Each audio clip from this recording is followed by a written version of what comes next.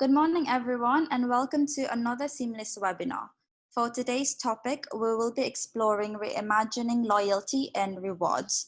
Today's panel is supposedly to be moderated by Armin, Jamula, CEO of co-founder and ItsHerWay, but hopefully she will be able to join us midway for the session. It's my pleasure to announce to you that our panelists for today who will be sharing the knowledge about loyalty are Khaled Adawi, Vice President of Elite Brands International, Sarah Jones, CEO of Sprii, Hussain Ali Asgar, co-owner and Chief Marketing Officer of Lock&Stock, and Amelie, Director of Loyalty of Accor. Before we proceed to the panel discussion, I'd like to remind our webinar attendees that they can ask questions throughout the session. Please use the question box in your control panel to send your questions, and we will try and get around to them. Now, can I ask all the panelists to turn on the webcam and microphone?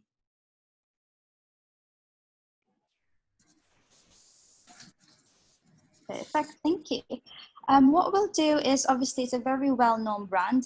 It's really great to have different experts from different industries who will talk about loyalty. What we'll do is, why don't we go around? Khaled, we'll start with you. Maybe you can give us a very brief introduction about yourself, about the company, and maybe how you do your loyalty as well. Okay, hi everyone. My name is Khaled Adawi. I'm married with 2 kids. I'm based in Dubai. I worked in like 7 countries around the world. The last country now is Dubai. I used to work with Procter & Gamble for the last 25 years. I was the director for P&G for the region, for the Arabian Peninsula region. And I moved, on my 25th anniversary, I moved to this group, Elite Brands. I'm the senior vice president for the group. We do lots of things. We do private label personal care business, and we have our own brands, Pero and Sobi. I don't know. Do we talk about loyalty or we do the introduction first? Micah? What do you suggest? We'll do the introduction first. Introduction first, yeah, and then it will take long. So let's go with the introduction. Yeah. Perfect, Khaled. Hussain, will you tell us more about yourself? Sure, thank you. Hi everyone. It's a pleasure to be here. This is the first time that I've been a part of such a panel like this. I'm very excited, a little nervous, so just don't be too hard on me. My name is Hussain. I am 25 years old. I've been in the UAE all my life. I work with a company called Lock&Stock. We're a 2.5-year-old young startup and we reward students to keep off their phones, ensuring their digital well-being. I graduated from university about 4 years ago, had a small stint in PR, and then sort of transitioned into entrepreneurship and starting Lock&Stock with my colleagues. Perfect, amazing. It's great to have someone who's obviously highly involved with millennials and Gen Z as well. Let's move on to the hotel industry. Amelie, you can just tell us about yourself. Sure. Hi everyone, pleasure to be with you today. So my name is Amelie Brechoire. I'm the Director of Loyalty for Accor here in Middle East and Africa. So I've have a career in airlines, golf course management, and now hospitality for 5 years with Accor. Started in Paris at the headquarters, still in the loyalty team, and then moved to Morocco, Africa, to take over the loyalty for the continent, and now in Dubai since September, so quite new in Dubai. But now, yes, I'm the head of loyalty for Middle East and Africa. And so just for you to know, Accor is the first operators, the leading operators in the Middle East and Africa in terms of hotels. We have worldwide more than 35 brands. You probably know some of them like Fairmont, Sofitel, Novotel, Movenpick, a lot of them, Rixos, Banyan Tree. So yes, first operators in Middle East and Africa in terms of hospitality. Perfect. Okay, thank you for that. And obviously, the last one, but definitely not the least, Sarah, about the e-commerce business. Yes, so Sarah Jones, founder and CEO of Sprii.com. So we're the leading mother, baby, child platform out here in the region. We have about 150,000 SKUs, about 3,500 brands, teams in 5 countries, and growing very, very quickly across the region. So obviously a big focus of ours is loyalty. It's how do we get customers back so that our unit economics are really strong? How do we make sure that customers, when they order once, are telling their friends, are feeling like they're part of the kind of Sprii ecosystem. So definitely a really important topic for us at Sprii. Yes, perfect. I think it's always great, like apart from having different industries, obviously it's great that we have e-commerce, we have a mobile app, and then we have retail brand, and then we have the hospitality brand. As we all know, with loyalty, we see a lot of articles saying that it's actually cheaper to try and maintain a loyal customer rather than acquiring a new one. So why don't we start off with Khaled, maybe you can tell us how you are able to reach with your customers. Yeah, I mean, first of all, if you look at loyalty in very simple terms, loyalty is a tool that customers are using to retain their consumers or their shoppers. And the main objective is for these loyal customers is really to come again and buy again, whatever service you're doing. That's the main thing. In order to have this loyalty programs or loyalty consumers, you should have the right infrastructure. And for me, this right infrastructure comes with the B2B, which is the relationship between customers and suppliers. So, take, for example, any customer, take Carrefour, take Tesco, whatever. Even take Emirates Airline, take hotels. So let's take Carrefour as an example. So the relationship between supplier and customers has to really have this win-win relationship. If you have, and this is for me is the base of the infrastructure for loyal consumers, to have loyal consumers in the future. Because if you have this relationship between suppliers and customers as a win-lose, okay? So today is a win-lose, tomorrow it's a lose-win, and I bet you 100%, 110%, whoever, if you do this win-lose strategy, whoever won last time, next time he will lose. And whoever lost last time, next time he will win. So in order to have a continuity of good value for the consumers and good value to have loyal shoppers, that's why we said the best strategy is to have a win-win relationship. By having this win relationship, you make sure that you are having a loyal customers for your brand and for the retailer as Carrefour. So that's if you want my philosophy or my strategy in order to have loyalty, you should always have a win-win relationship between customers and suppliers. That's what we're looking for, honestly, every single deal we do. I think obviously, as what you said, the main keyword from your message was that with relationship. I think Sarah as well, I think you'd be the perfect speaker to maybe just comment as well on the infrastructure and relationship between customers and obviously the suppliers of the products that you are selling on your website. Sure. So, in terms of, I guess because we're a marketplace, we're operating two sides. We're operating on the supplier side and also on the customer side. And I think it's really important, from a relationship point of view, that we're very, very strong in both. Without one, then we don't have the other, so to speak. So, from, at Sprii, we have, teams that focus on both sides of the food chain, so to speak. And I think having that loyalty, that relationship, those customers and our suppliers who are effectively providing our products, we work with over 3,500 brands at Sprii, and I've got great relationships with all of them, and therefore they're the ones that are providing the exclusive products to us, the discounts to us, and really having that loyalty from their side to be the kind of first platform that they want to go to with their new promotions, etc. is super important, especially as that kind of drives obviously a lot of traffic, etc. on the site and a lot of engagement from our customers and obviously ultimately sales, and then also obviously on the customer standpoint, how are we working with them, what tools are we using, what analytics are we using to understand who are our very, very loyal customers, how we reward them, how we get customers back to the site that have only ordered once, but from a cohort point of view haven't ordered again in the last kind of 3-6 months. So from our standpoint, it's very much looking at the data on both sides and also very much the relationship with the customers and suppliers as well. Yes, I think you and Khaled have made a really good point. So normally when we talk about loyalty, maybe some conception what people would have is that loyalty is always just customers, obviously the end buyer, but then obviously you always also have to think about the suppliers as well. I think Hussain, you'll be able to give a good feedback as well on this one, because I believe with Lock&Stock, yes, you have your students as your end user, but then you also have the universities as like the middle people who obviously you have to have partner with.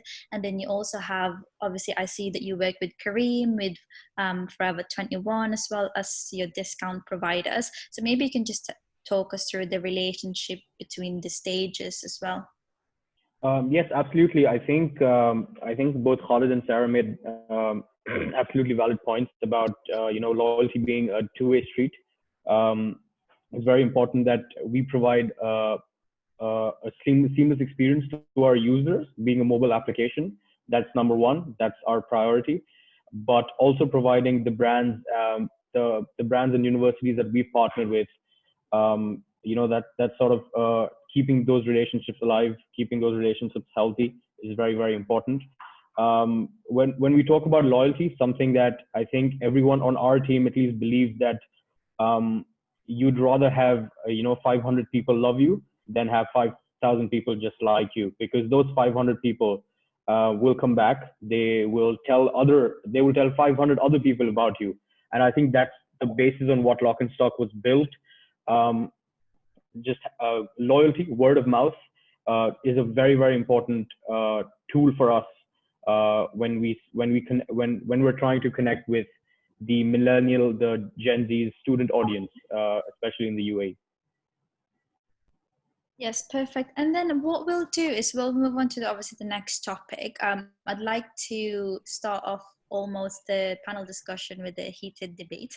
Amelie, you can start off with this one. So when it comes to loyalty, obviously the dream would be that the customers would be loyal to you and your brand and your service. However, for example, with Sarah, or probably with Khaled with his FMCG background, what the debate that we normally have is loyalty versus pricing. So obviously that with heavy discounts, like what Khaled said, if you are selling a product in a retail shop, Carrefour versus Sprii, if you know that maybe Carrefour has a better discount with Sprii, then obviously you would go straight into that. So maybe Amelie, let's start off with the brand, because I know that hotels have really pushed their brands and services. So what's your opinion on the service versus experience versus pricing rewards?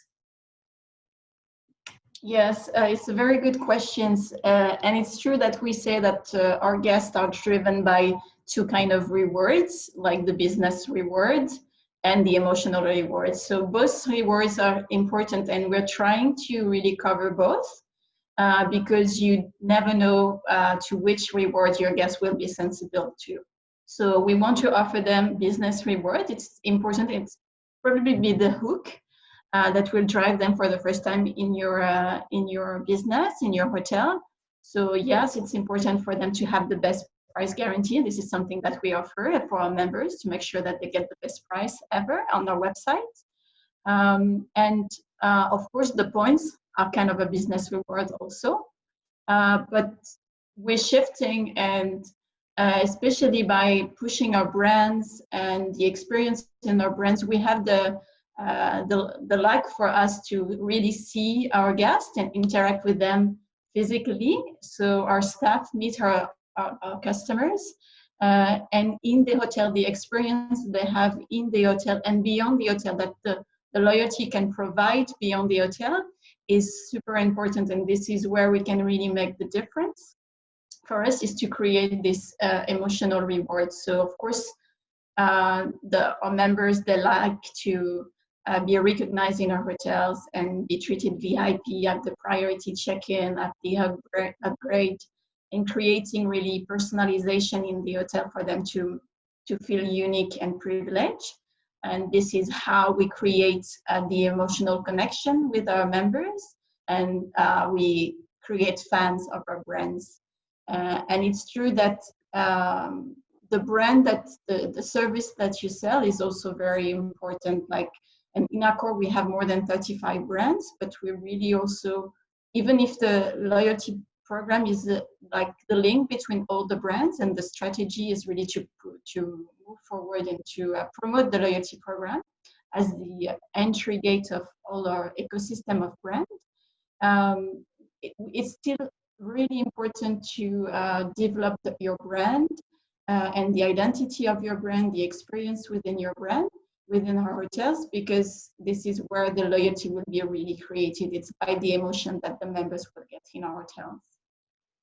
Yeah, definitely. I think the main keyword that you mentioned there is obviously emotional connection. So of course, it's right that you have to have the pricing strategy right. But as we all know, with different hotels, you can get different level of service and VIP treatment. So that would be good. How about you, Khaled? What's your thought between this transactional versus experience rewards? Because I know that you're at like the other end of the spectrum, where because it's a product, it's mainly on the pricing side.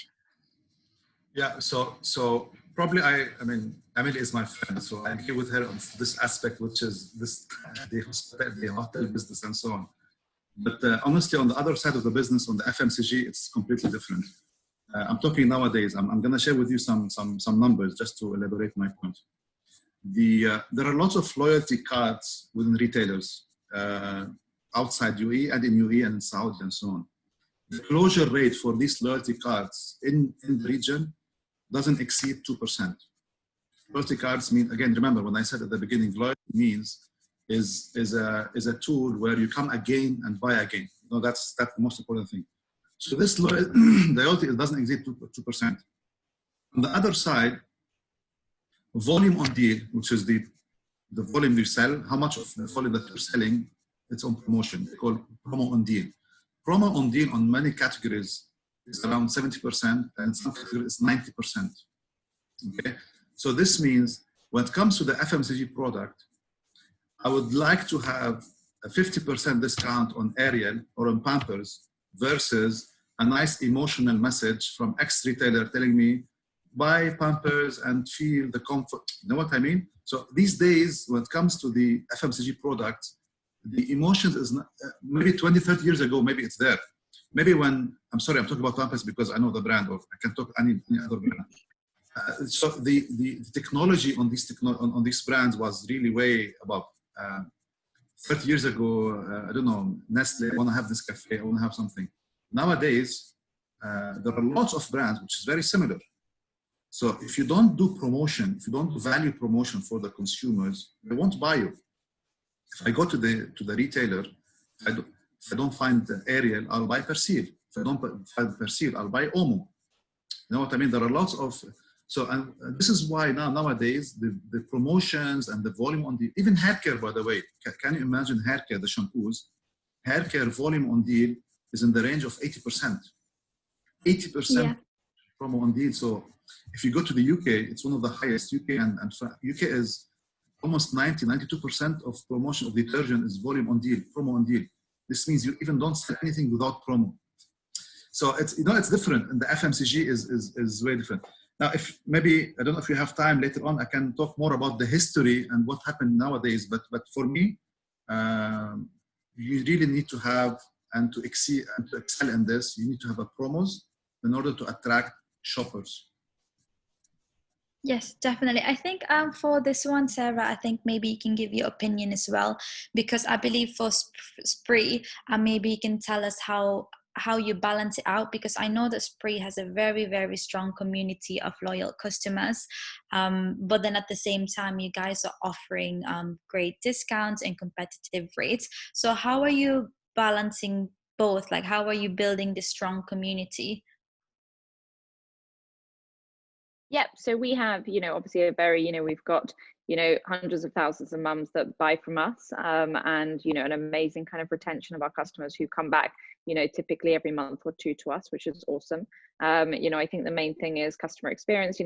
These mums want to order, they want to order their nappies, their stroller, whatever it may be, and they want to have it delivered quickly. They want to have a good returns policy, and they want to feel comforted that their, people are available 24/7 to talk to them from the product side, or to talk to them to kind of, answer any questions they've got, which I think is, really prevalent kind of in our vertical, being the mother and child vertical specifically.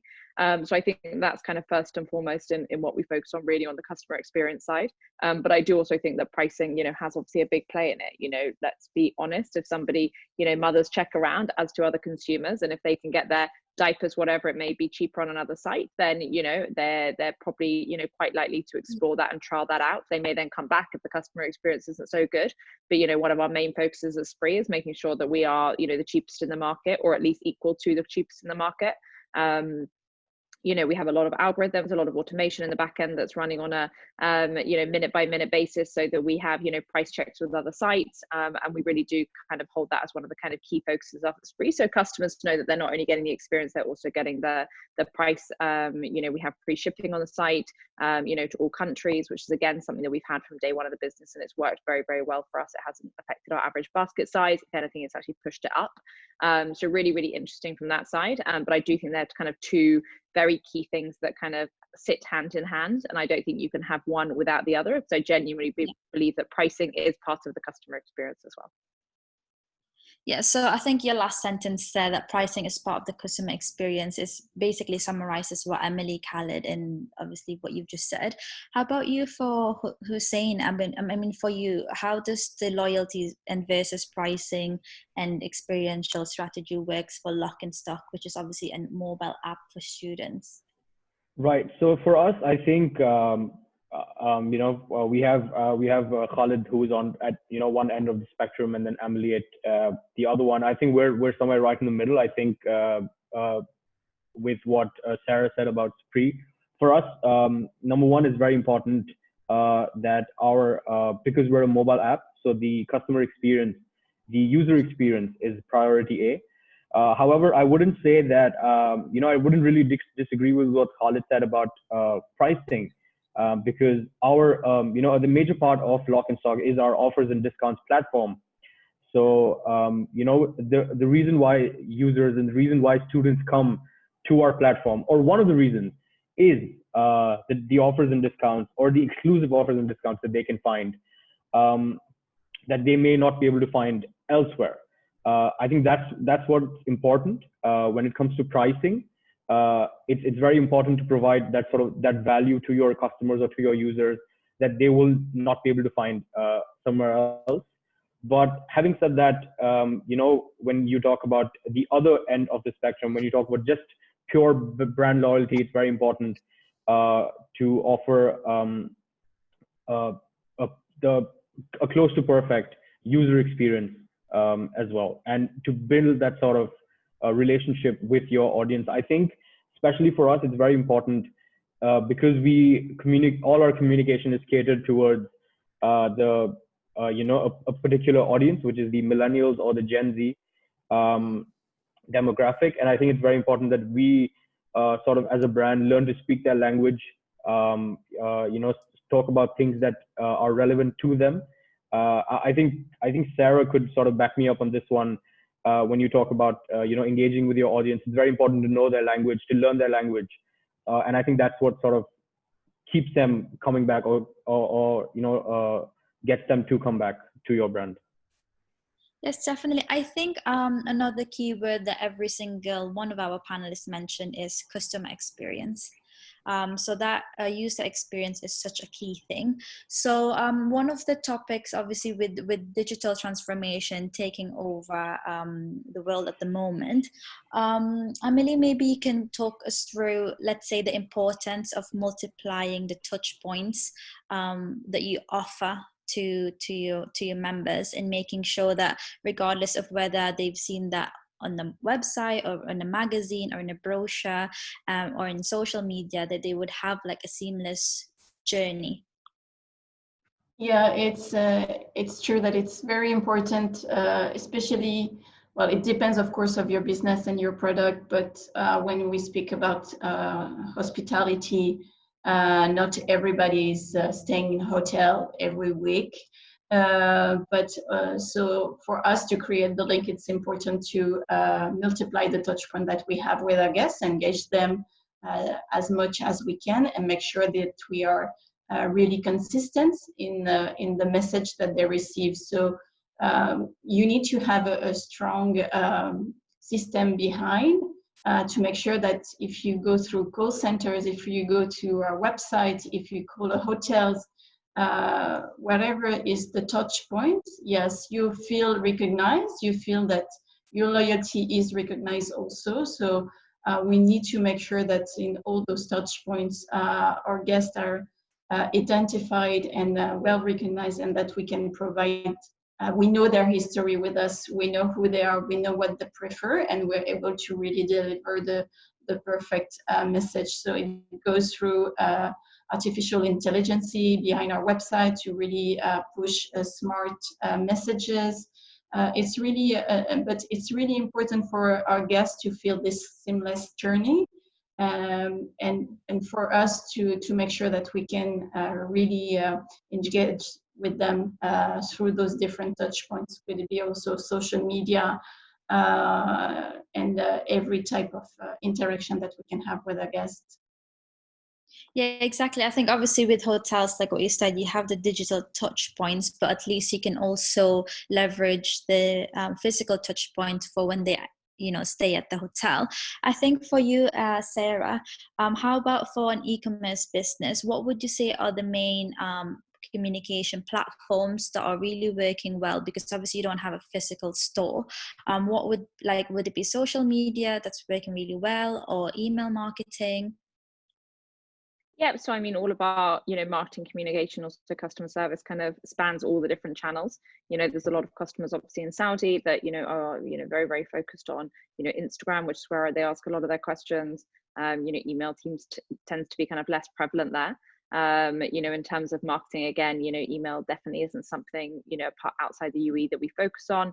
A lot of the communications are on WhatsApp in terms of product inquiries, etc. Facebook tends to be slightly more prevalent in the UAE, and now we're also going into marketing channels such as TikTok and a number of these other channels that work very, very well in the Kuwaiti market, in the Saudi market. So yeah, really interesting to see kind of by country, how customers like to communicate, and also how they like us to communicate with them as well, which I think is really important to look at.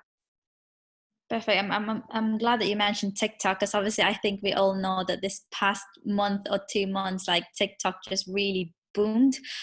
So yes, it's obviously great to see, depending on like what you said, the market and the country, then obviously you would have to use different social platforms for that one. Let's move on to a topic where everyone likes to talk about it, which is obviously about loyalty programs. So people are using innovative strategies for this one, or some people are just using the traditional points system.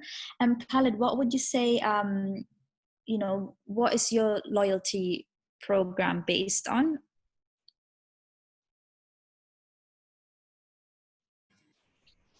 I mean, again, in most of the FMCG, they use the classical traditional point system, where when you buy certain stuff, you get points on it.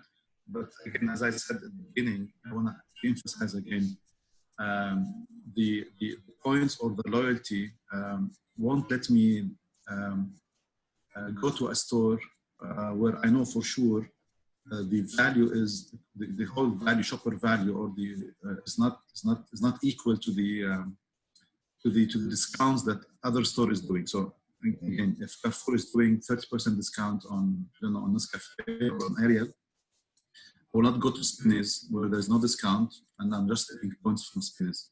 As I said, I think Sarah or Amelie said it. It's the whole equation of loyalty. Price is a major pillar in the formula of loyalty. So for me, I'm really biased or towards promotions, towards value promotions, and based on this, if there is on top there are loyalty points, that would be great. If there are no loyalty points, for me it is the value, the prices, and the promotions are enough for that. This is my philosophy. I love how you're at the other end of a spectrum. And then I'm going to ask Amelie, where we know the hotels are completely different and they have loyalty programs, loyalty points. And yeah, Amelie, what's your comment about that? Sorry, Amelie, I have to say this. I will agree with Amelie.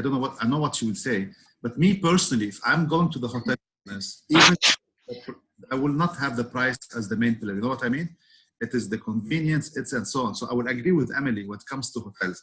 But I'm talking about, you asked me about the FMCG, about the commodity business, about the detergent, about the diapers, about the shampoos.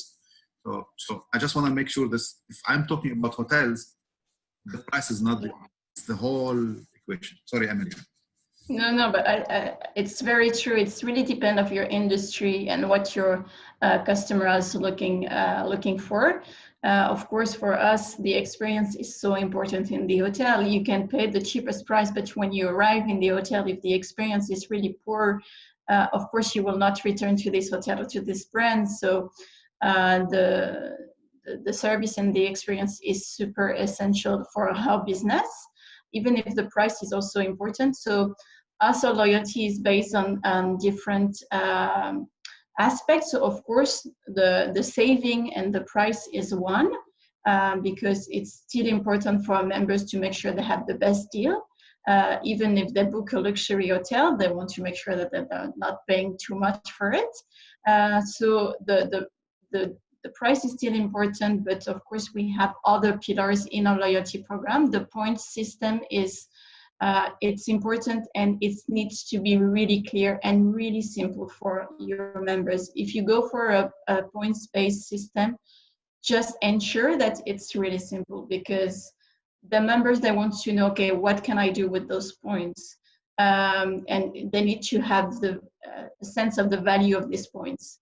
And what we have been developed in the last year, it's really also the ability, the option that our members have to use their points, because they won't feel the benefits of the points unless they use them. So the redemption option that you offer to your guests, to your members, is super important.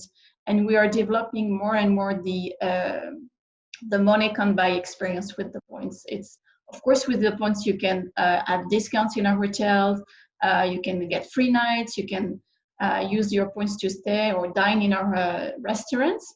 But also what we develop is really to, with your points, you can have access to experience, really amazing experience. So it can be being in the Paris Saint-Germain football club in Paris, seeing the game, meeting with the players. It's being a VIP at the concert of Madonna. It's in a VIP lodge, branded all Accor Limitless.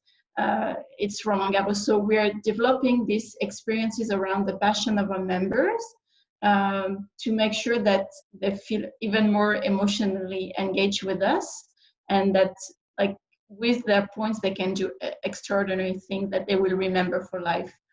So this is a really important point of our loyalty program today, is to make sure that our redemption system is really simple.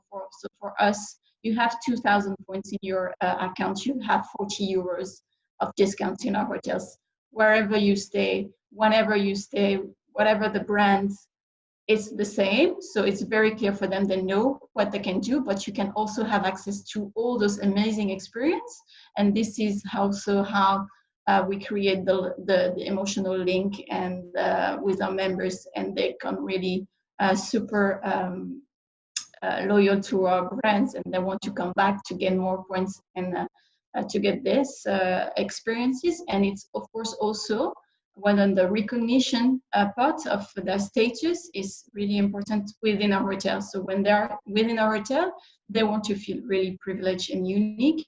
And this is how we upgrade the services for them. And we make sure that they have the best services they can get, yeah. Yeah, I think it's a really nice message to Amelie, that obviously if you have a traditional point system or whether you have a fancy one, I think the main point is that you have a clear message on what what are the benefits of the loyal points and how they can get it. Otherwise, people won't know what to do with the points. I think as well, as part of the loyalty program, a lot of people have suggested that you should have different levels of membership, so VIP memberships. As we know, you have like a blue, gold, silver, platinum. What would be your comment about that, Amelie, in terms of different VIP memberships to really push and motivate people to maybe collect some more points? Yes, it's really a driver for us, the different tiers. because of course we promote the benefits of the higher tiers. So it makes you want to stay more, to have access to those benefits. So it's really a hook for us also to make sure our members come back. And there is this kind of game and trying to get to the highest tiers. And I'm missing only 2 nights. I will definitely go to hotels to get to the highest tiers and feel really privileged. And this really worked. There is really this sense of recognition and being VIP, being recognized.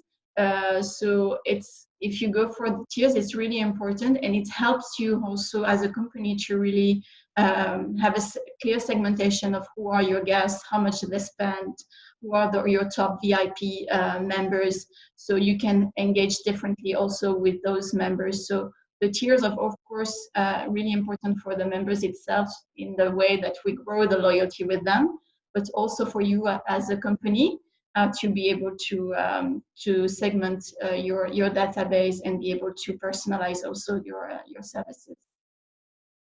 Yes, like what you said, it motivates them, and it's almost like a game. So we have this keyword like gamification in terms of, yeah, I need to stay just 2 more nights and then I'll be a gold member. So that would really push it. I think Hussain, maybe you can talk us through what it's like to have millennials, and Gen Z as your target market.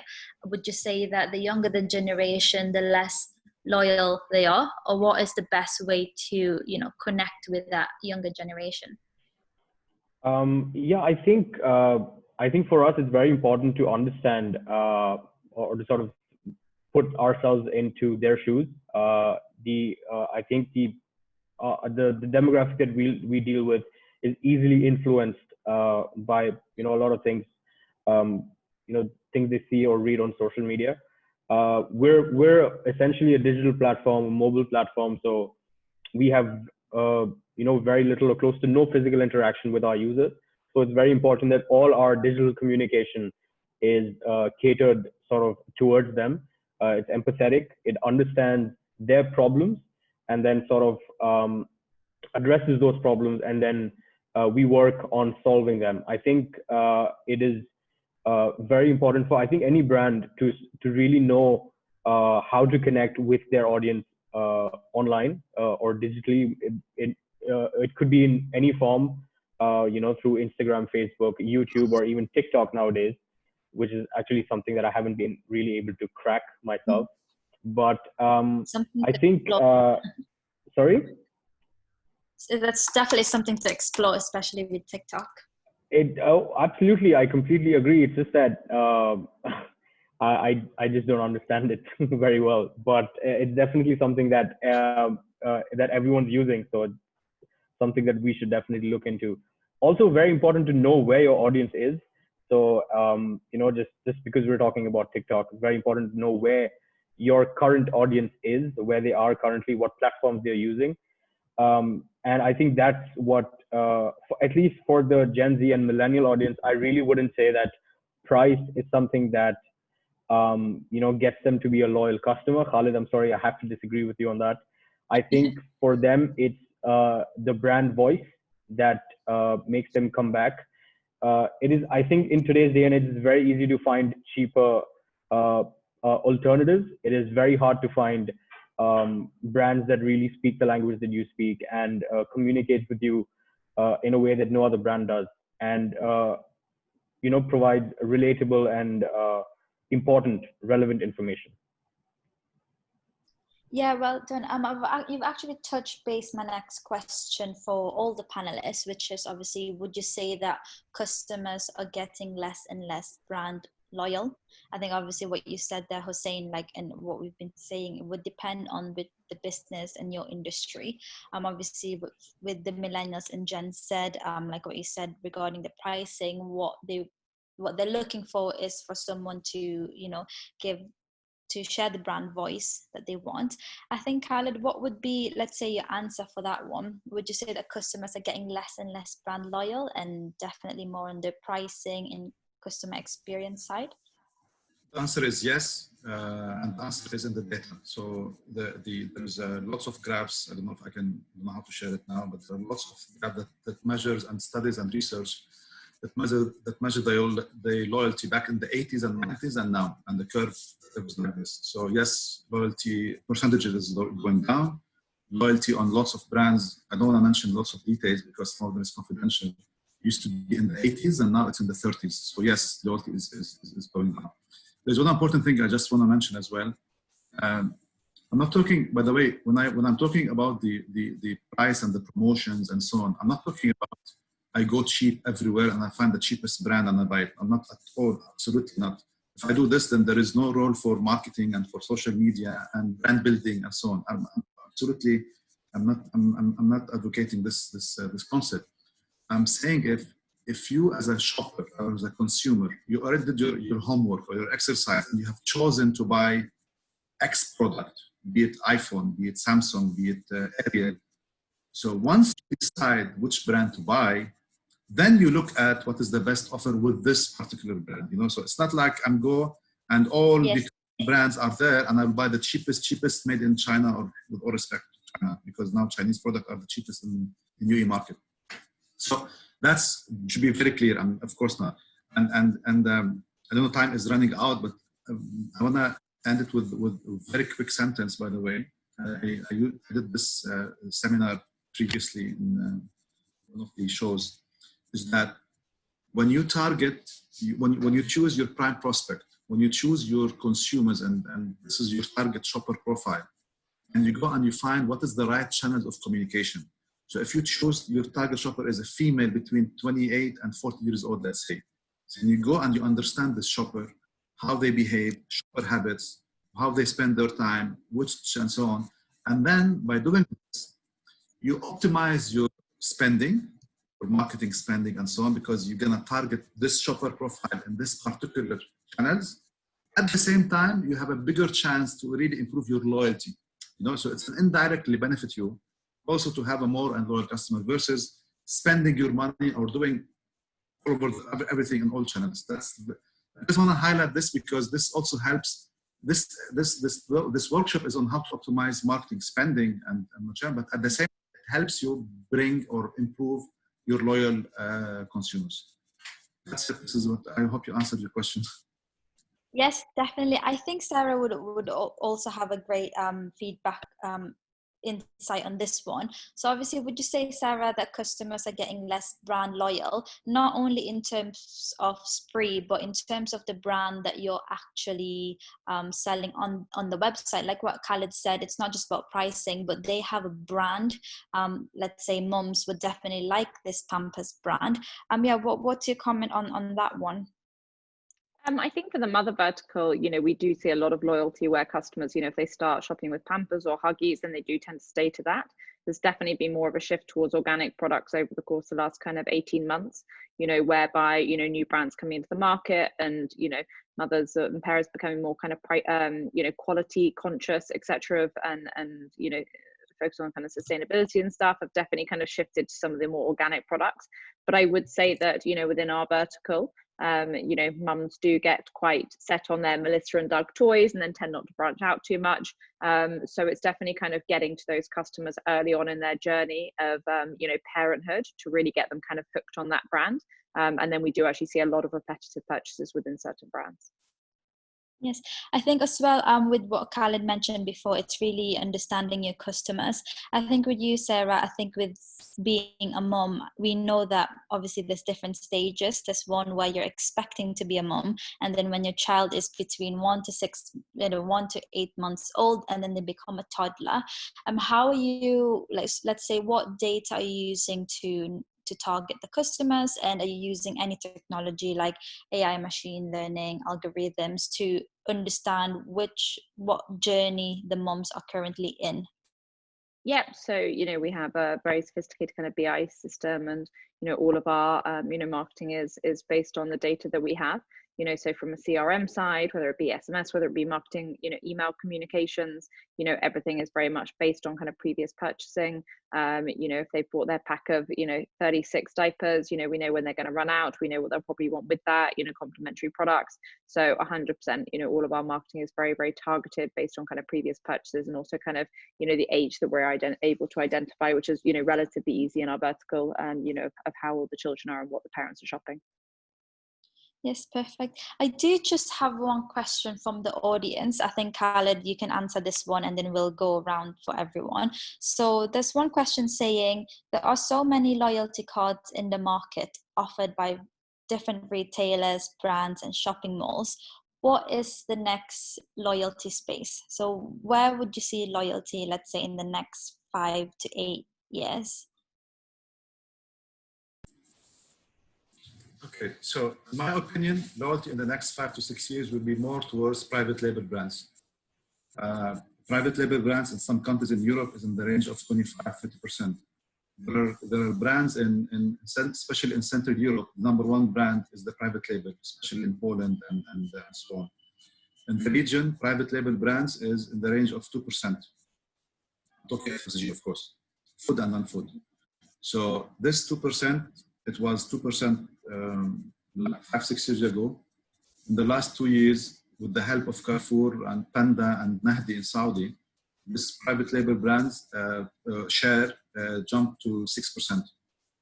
There are lots, and I think, and I know from the market, because I'm especially on the manufacturing side as well, there are more and more private brands, private label are coming to the region, okay, with the good quality and good value, I would say. So I think people will be more loyal to Panda brands or Carrefour brands, be it food, be it detergents, be it anything.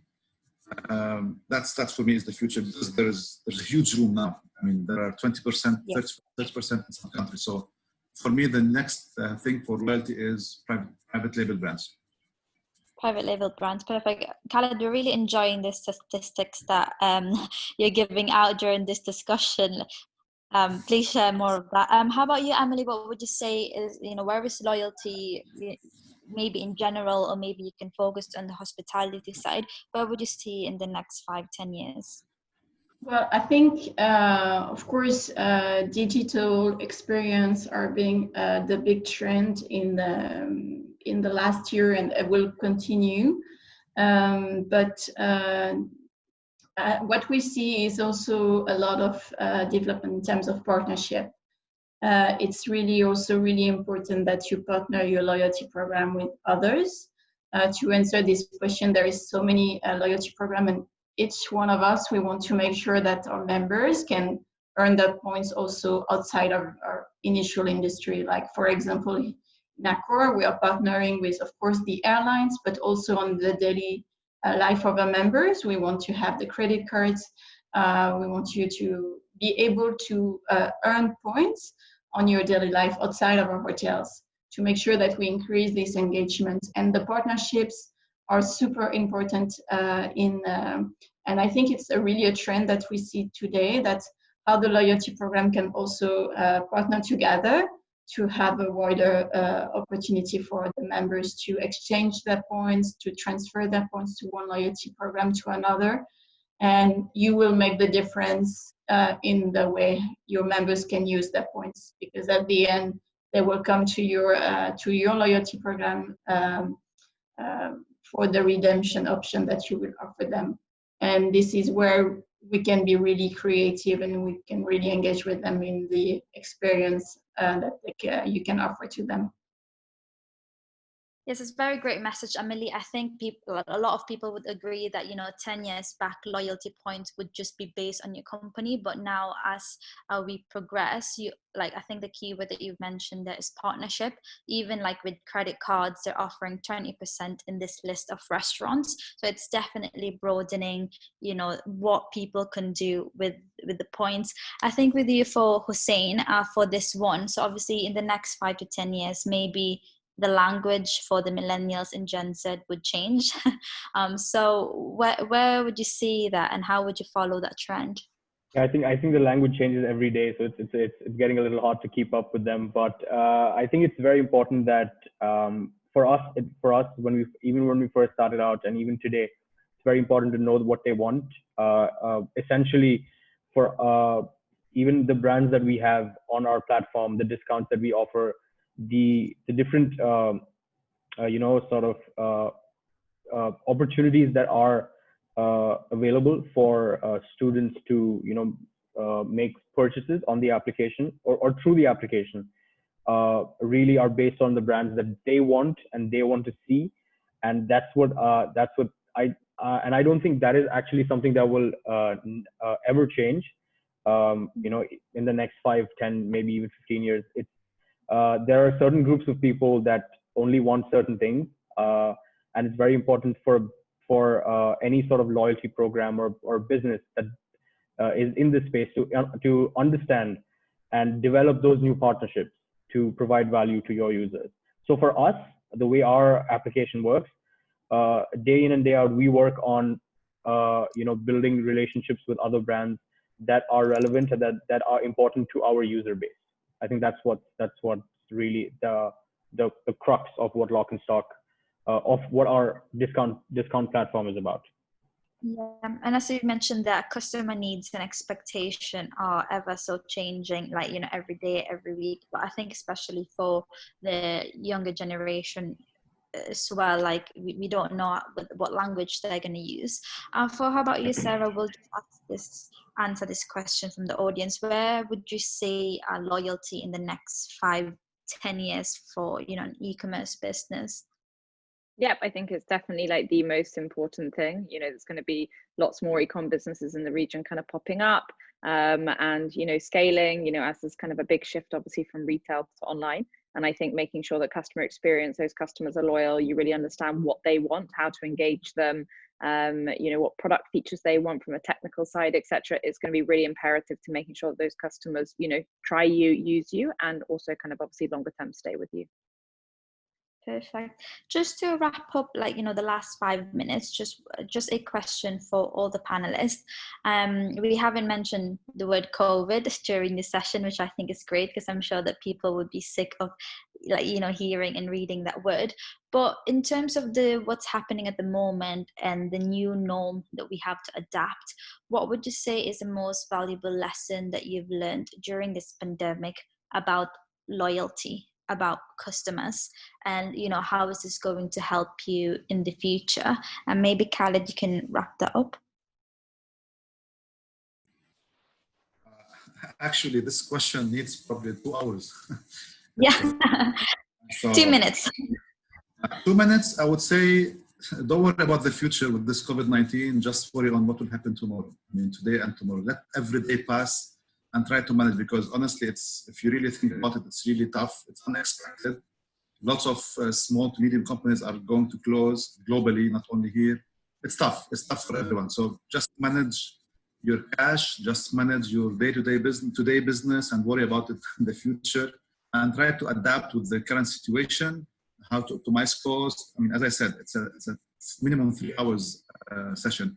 So me personally, in my organization, the one that I'm running, is what we have done is, because we do personal care business, perfume business, and so on, which obviously, as you know, this is like a kind of a luxury, because it's beauty, it's the food business that's really booming during the COVID-19. So what we did is we tried to adapt, and we tried to open a new line with sanitizers. So now we're producing sanitizers. Actually, we did almost 13 brands. So this is why we find ways to cope. Unfortunately, not every factory or not everyone can do that. We were lucky that we have lots of the ingredients or lots of the spaces to do sanitizers, so we're lucky. For the rest who are not lucky, or their type of business is completely different, my only advice is just try to manage your cash, just try to manage today business. I mean, tomorrow, and leave it for tomorrow. Think day after day. And thank you very much. It was lovely, as usual. This is maybe my 6th or my 7th session. That was a very good one, by the way. Thank you for the whole group. Thank you, Amelie, Sarah, Hussain. Thank you, Micah. Looking forward to see you. Also, looking forward to see you again. Yes, your case study, Khaled, is obviously a perfect example in terms of adapting to what's happening. Obviously, because you've got the ingredients, then you now moved into sanitizer. And I think a lot of people are worrying about, what's going to happen in the future, what's going to happen by November. But I think it's a very good message that no one knows what's happening. So just worry about that. Maybe Sarah, you can give one last message to the audience as well in terms of, what have you learned during this pandemic, and how you're going to use it?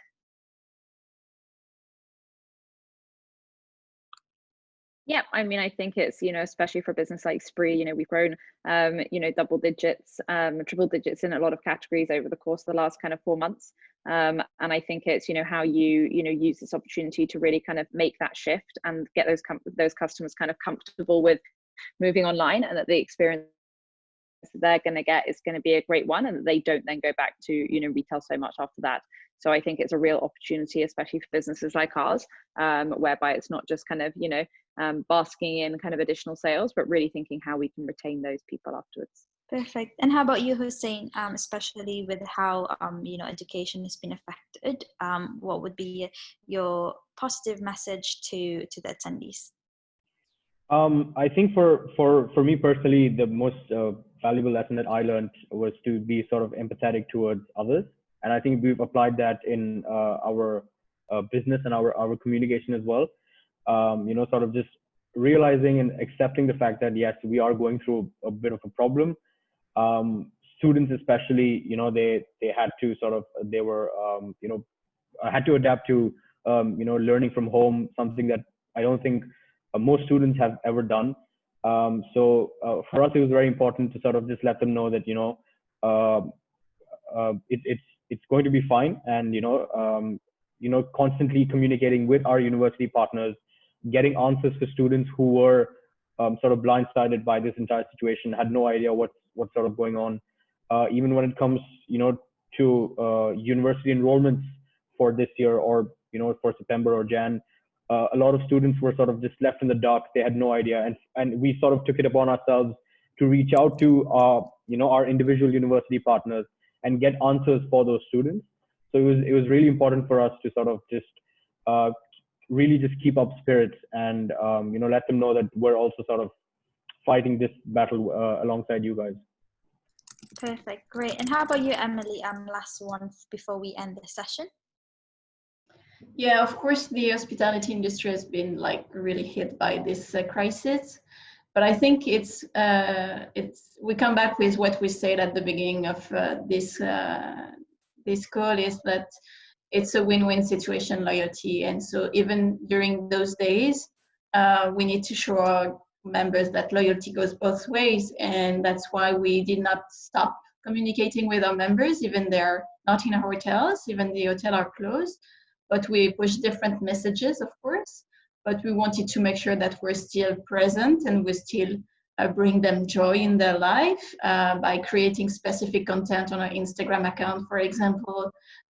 We have talks with celebrities, we have cooking classes, so we still connect with them around their passion and the thing that they like and they can enjoy with us.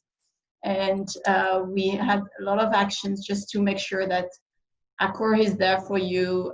We think about you. You're not in our hotels, but you're still really important for us. And I think it's come back to, yes, it's a win-win situation. It's a relationship that we have with our members, and we need to continuously connect with them. Perfect.